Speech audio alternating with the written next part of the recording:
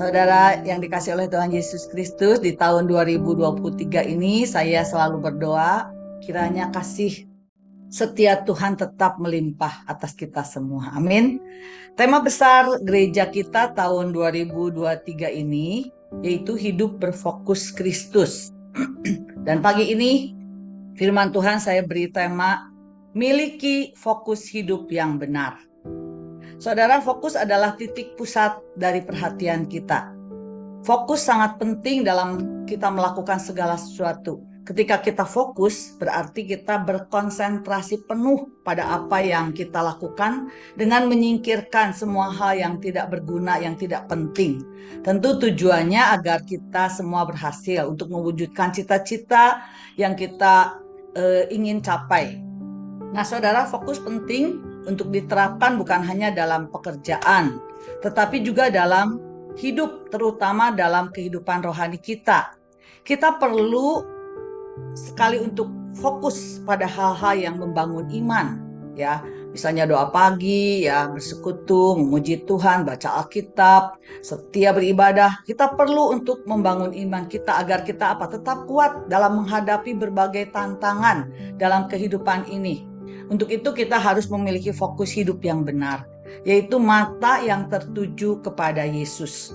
Ibrani pasal 12 ayat 2a firman Tuhan berkata, marilah kita melakukannya dengan mata yang tertuju kepada Yesus yang memimpin kita dalam iman dan yang membawa iman kita itu kepada kesempurnaan. Saudara, Tuhan ingin agar kita memiliki fokus hidup yang benar. Tentu parameter atau standar atau ukuran yang dimaksud benar yang kita perlu gunakan untuk menentukan pilihan yang benar, yaitu melalui firman Tuhan, melalui Alkitab yang kita baca. Firman Tuhan yang harus kita jadikan standar, parameter untuk kita memiliki fokus hidup yang benar, yaitu yang sesuai dengan firman Tuhan. Apakah hal itu berguna dan membangun atau tidak? Sekalipun hal itu diperbolehkan. Seperti firman Tuhan katakan dalam 1 Korintus 10 ayat 23, segala sesuatu diperbolehkan, benar. Tetapi bukan segala sesuatu berguna. Segala sesuatu diperbolehkan, benar. Tetapi bukan segala sesuatu membangun. Saudara, inilah yang disebut fokus. Ketika kita memiliki fokus hidup yang benar, hidup yang berfokus Kristus, maka hidup kita akan selalu tak mengikuti kehendak Tuhan, melakukan perintah-perintah Tuhan yang sempurna bagi kehidupan kita. Maka kita tidak akan mudah tergoda untuk melakukan hal-hal yang tidak sesuai dengan kehendak Tuhan. Saudara, perhatian kita juga tidak akan mudah dialihkan pada hal-hal lain yang sifatnya sementara, hal-hal duniawi.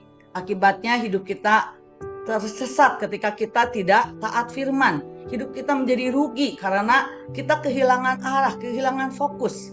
Firman Tuhan dalam Yosua 1 ayat 7b berkata dengan jelas kepada kita, janganlah menyimpang ke kanan atau ke kiri, supaya engkau beruntung kemanapun engkau pergi. Kalau saudara dan saya ingin beruntung diberkati Tuhan tahun 2023 ini, ingat firman Tuhan ini, jangan menyimpang ke kanan ke kiri. Kita harus fokus, kita harus lurus, kita harus sungguh-sungguh. Fokus kita hanya kepada Kristus, maka dimanapun kita berada kita akan beruntung. Saudara, inilah perintah Tuhan yang kepada Yosua diberikan saat dia dan bangsa Israel akan mulai memimpin, atau saat Yosua mau memimpin bangsa Israel memasuki tanah Kanaan, tanah perjanjian, bahwa telah ada rute perjalanan, telah ada peta yang mereka harus tempuh, yang harus diikuti, yang harus ditaati kalau mereka ingin beruntung dalam kehidupannya. Bangsa Israel, Yosua harus fokus, tidak boleh menyimpang ke kanan ke kiri. Mereka harus taat, tetap di jalan yang ditentukan Tuhan, dalam firman Tuhan, tetap berpegang teguh pada petunjuk-petunjuk dan perintah Tuhan perintah yang dari Tuhan agar hidup mereka beruntung. Nah, saudara, hal yang sama juga berlaku bagi kita. Bagi kita orang-orang yang percaya, yang ingin selalu hidup berhasil, beruntung, hidup diberkati Tuhan. Nah, saat memasuki tahun 2023, pesan yang sama juga diberikan kepada kita. Jangan menyimpang ke kanan ke kiri, artinya kita harus fokus. Tuhan memerintahkan kita agar kita tetap Fokus tetap di jalan yang lurus, jalan yang telah ditentukan Tuhan. Jangan menyimpang ke kanan ke kiri, walaupun itu kelihatannya di kanan kiri lebih menarik.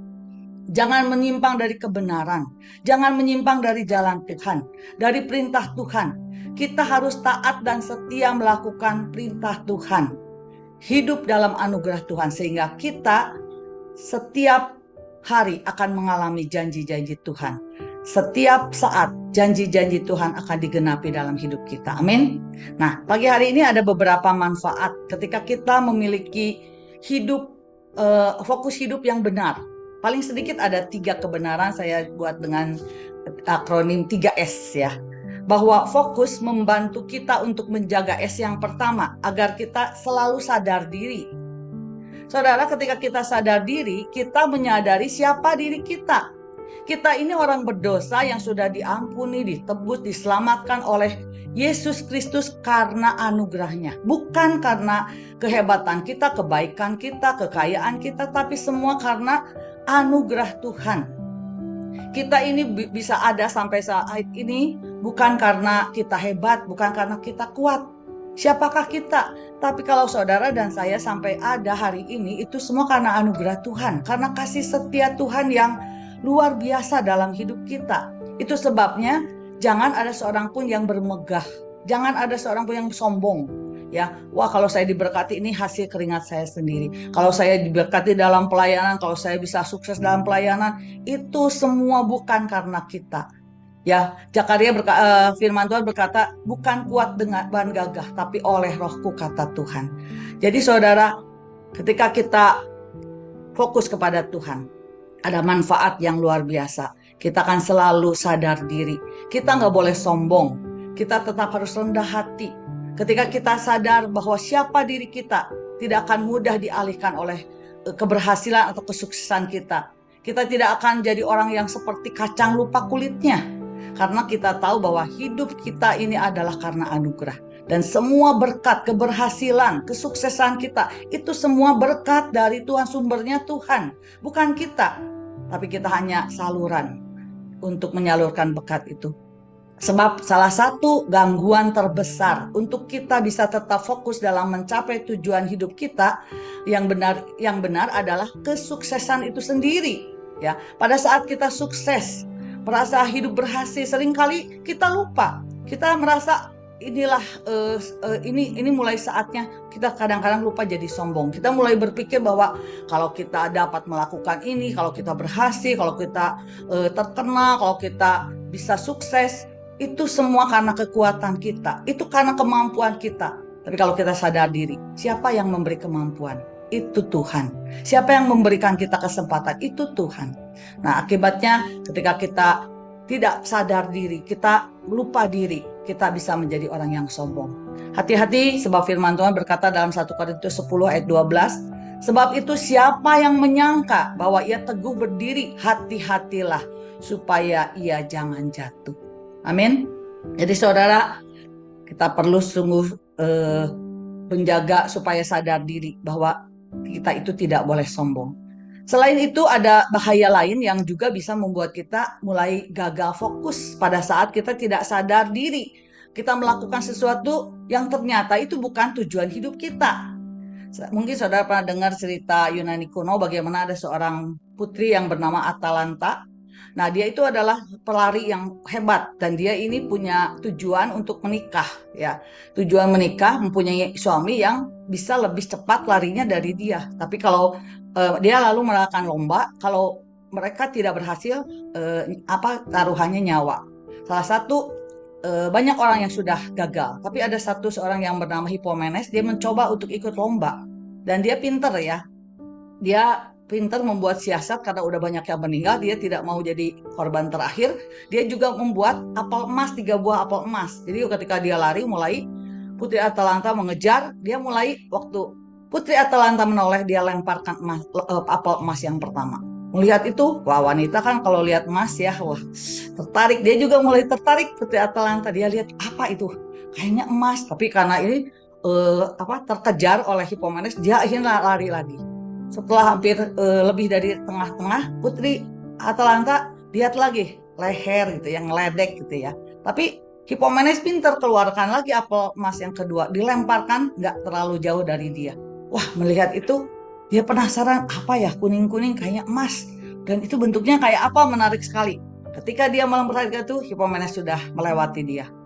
Akhirnya dia kejar lagi, udah sampai mau garis akhir. Akhirnya Hipomenes lemparkan apel emas yang terakhir, tidak jauh dari tempat berdirinya, tempat larinya Putri Atalanta. Dan Putri Atalanta nggak tahan, dia ingin lihat, benar ya apel emas. Ketika dia melihat apel emas, Hipomenes sudah mencapai garis akhir. Saudara, ada bahaya ketika kita tidak fokus, kita bisa lupa tujuan kita. Ya, Atalanta lupa, dia ingin menang, tapi karena ada godaan yang menarik, menyimpang ke kanan ke kiri, akhirnya dia dikalahkan oleh Hipomenes, dan tapi akhirnya dia berhasil menikah. Saudara, kita ingat kisah Lot juga, yang salah menaruh fokus hidupnya. Perhatian Lot itu hanya pada kepentingan dirinya, hidupnya egois. Ketika ditawarkan memilih mana, ia memilih tinggal dan hidup di Sodom, sebuah tempat yang subur, namun penduduknya sangat jahat di mata Tuhan. Dan kita tahu akhir dari ceritanya, Lot harus meninggalkan semua harta kekayaannya itu. Ia harus kehilangan semuanya untuk menyelamatkan dirinya, karena Tuhan membinasakan kota Sodom dan Gomora serta penduduknya. Juga istri Lot yang salah menaruh fokus hidupnya. Perhatiannya bukan kepada Tuhan dan perintahnya.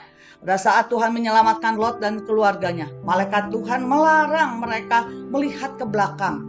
Melarang melihat saat Allah akan menghukum Sodom dan Gomora. Tuhan tidak ingin Lot dan keluarganya menaruh perhatian kepada hukuman Tuhan. Tetapi Tuhan ingin mereka melihat kasih karunia Tuhan yang ada di depan mereka untuk menyelamatkan mereka. Tapi apa yang terjadi? Istri Lot tidak taat.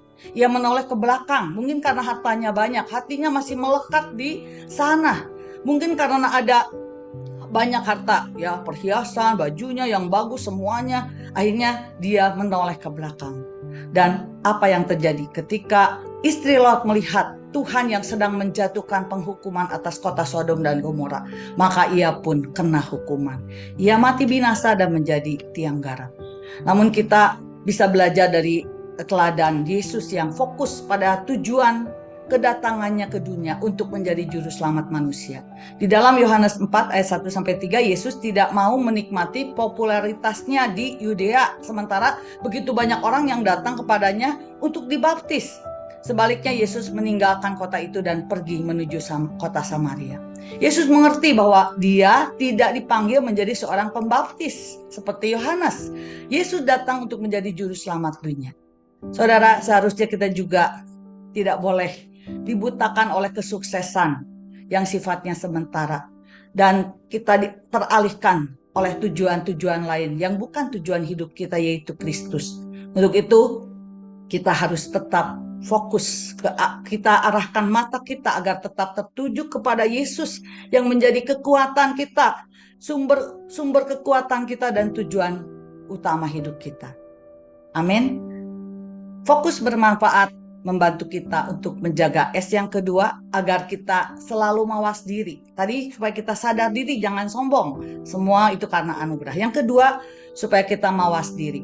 Saudara, mawas diri itu artinya kita harus bisa jaga hati, jaga diri supaya kita tidak mudah iri hati, tidak cemburu pada keberhasilan orang lain. Ketika kita mawas diri, mengawasi diri kita, maka perhatian kita tidak akan mudah dialihkan oleh perasaan merasa tersaingi, ya. Dalam Yohanes 3 ayat 22-26 firman Tuhan berkata, para murid Yohanes Pembaptis merasa iri dan cemburu melihat begitu banyak orang yang datang menjadi murid Yesus. Mereka memberitahukan hal itu kepada Yohanes, ya, guru mereka. Namun alangkah mengejutkannya tanggapan Yohanes itu. Dalam Yohanes 3 ayat 27, Yohanes berkata, tidak ada seorang pun yang dapat mengambil sesuatu bagi dirinya sendiri kalau tidak dikaruniakan kepadanya dari sorga. Saudara, Yohanes itu diprovokasi oleh murid-muridnya, ya. Tapi luar biasa, dia percaya bahwa tidak ada seorang pun yang dapat mengambil sesuatu bagi dirinya kalau tidak dikaruniakan kepadanya dari sorga. Saudara, kita tidak akan pernah memiliki apapun kalau bukan Tuhan, atau kalau Tuhan tidak pernah memberikannya kepada kita. Juga sebaliknya, apapun yang telah Tuhan berikan kepada kita, tidak akan ada kekuatan apapun, tidak ada seorang pun yang dapat mengambil dari kita. Semua udah diatur oleh Tuhan. Ya, semua sudah diatur, ada porsinya, ada jatahnya, ya. Setiap kita itu ada berkat-berkatnya. Jangan iri, jangan suka cemburu kalau lihat orang lain.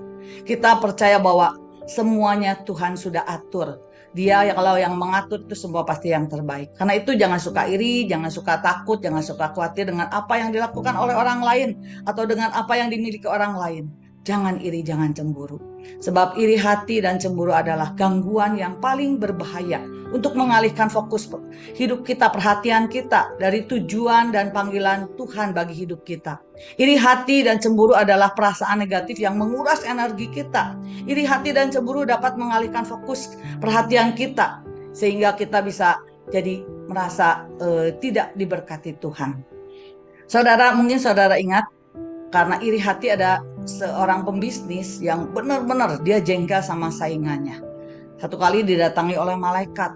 Malaikat Tuhan berkata, Tuhan nyuruh saya untuk memberkati engkau. Wah, senang sekali. Apapun yang kamu minta, saya akan berikan. Tapi ketika Tuhan berikan, rival kamu, saingan kamu itu akan mendapat 2 kali lipat. Double porsi.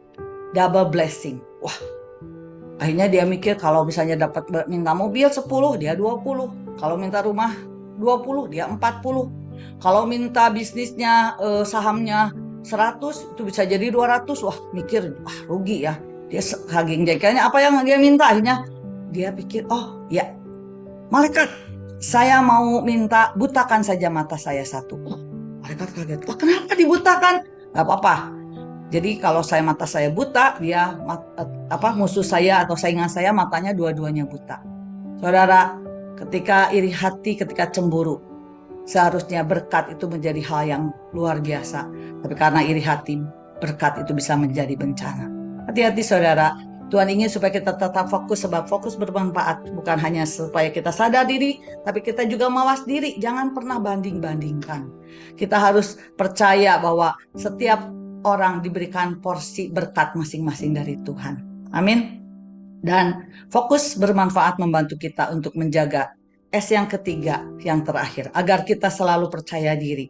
Kita harus percaya diri dalam arti percaya bahwa Tuhan menyertai kita. Kita harus kuat, tidak gampang menyerah, tidak pernah putus asa, jangan tawar hati. Karena kita percaya bahwa diri kita itu selalu disertai Tuhan. Ya, kita harus beriman teguh, berpegang teguh kepada Tuhan, supaya perhatian kita tidak mudah dialihkan atau oleh tantangan, oleh kesusahan apapun yang ada dalam hidup kita. Firman Tuhan menasihati kita dalam Amsal 24 ayat 10. Jika engkau tawar hati pada masa kesesakan, kecillah kekuatanmu. Jadi kita gak boleh tawar hati, gak boleh kecewa. Jaga hatimu dengan segala kewaspadaan, sebab dari situlah terpancar kehidupan. Firman Tuhan juga dalam Yesaya 41 ayat 10 berkata, janganlah takut, sebab aku menyertai engkau. Janganlah bimbang, sebab aku ini Allahmu. Aku akan meneguhkan, bahkan akan menolong engkau. Aku akan memegang engkau dengan tangan kananku yang membawa kemenangan. Amin. Saudara, walaupun memang tahun 2023 ini memang akan ada banyak masalah penderitaan yang akan bisa mengalihkan fokus perhatian kita dari tujuan dan panggilan hidup kita. Amin. Kalau kita memiliki fokus hidup yang benar, kita punya Yesus, kita tidak akan membuat kita teralihkan karena kita percaya ada Yesus. Kiri kananku ada Tuhan. Ya. Sekelilingku ada Tuhan. Dalam hidupku ada Tuhan, Yesus selalu besertaku.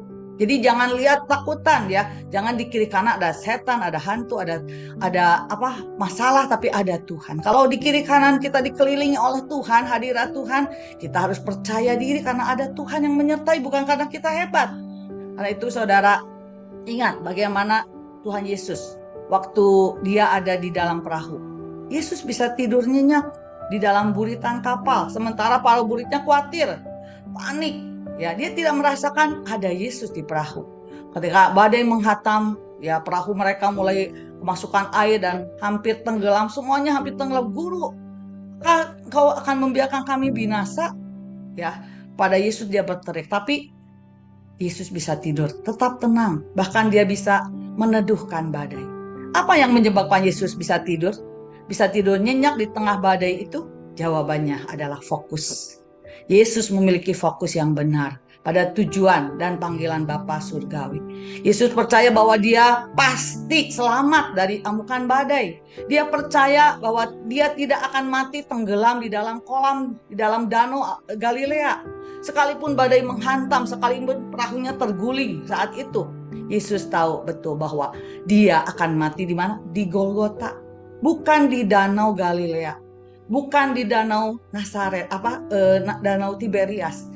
Yesus akan mati di salib. Untuk apa? Untuk menebus dosa dunia ini.